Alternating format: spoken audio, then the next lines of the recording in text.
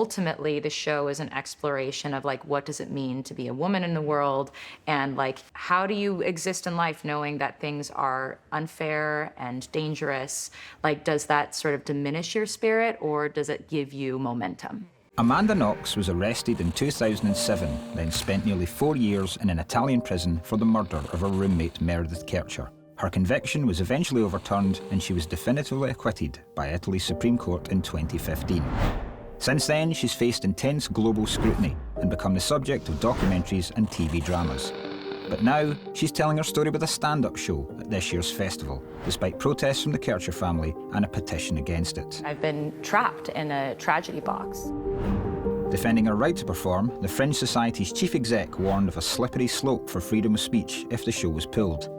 So I sat down with her to find out exactly what brought her to the stage here at the Gilded Balloon. Now, Amanda, I think when some people hear the term comedy show, they assume that you're making light of things, but that's not what you're doing. No. In fact, quite the opposite. I think, like many people who talk about traumatic issues in their life, but through a comedic lens, they're really exploring what is either a complex or a difficult topic in a way that is making it possible for an audience to connect, because a comedy is surprising and it's disarming, and it allows people to approach something that is, difficult from a more warm perspective. Because, I mean, obviously we're talking about the backlash from audience members and the media and stuff like that. We have to address, because there will be some people watching this on the BBC and thinking that we shouldn't have you on either. Meredith Kercher's family have come out and they have said how against they are about the story being retold. There's been a petition that is desperately trying to get you to not even perform at the show. How have you found that, and how has that impacted you being able to prepare? The thing that really struck me about the criticism that's being leveled at me is that assumption that I'm writing and performing a show in bad faith that is at the expense of a family and a person who suffered a horrific thing in their life.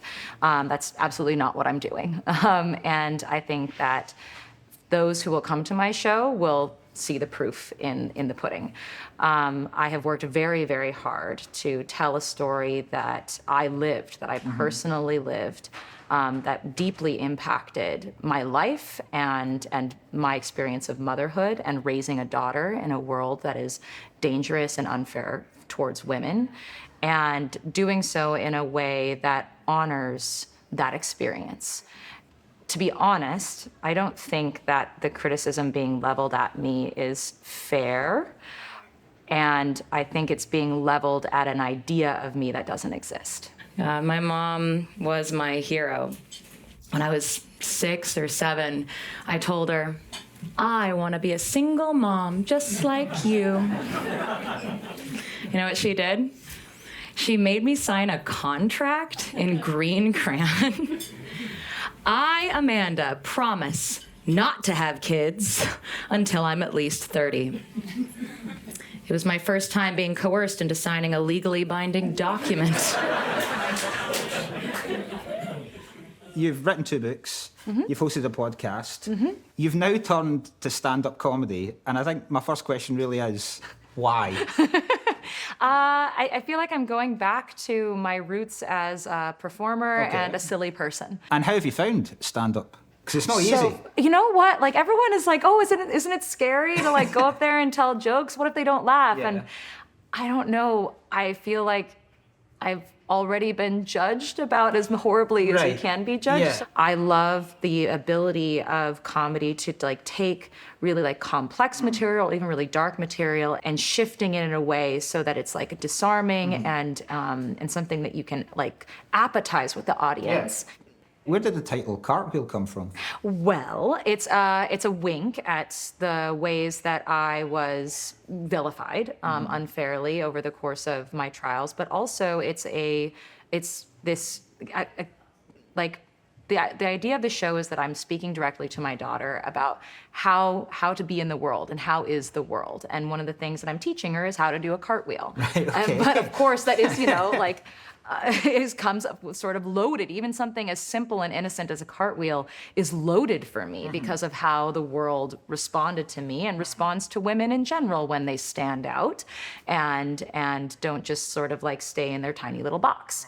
And so ultimately the show is an exploration of like, what does it mean to be a woman in the world?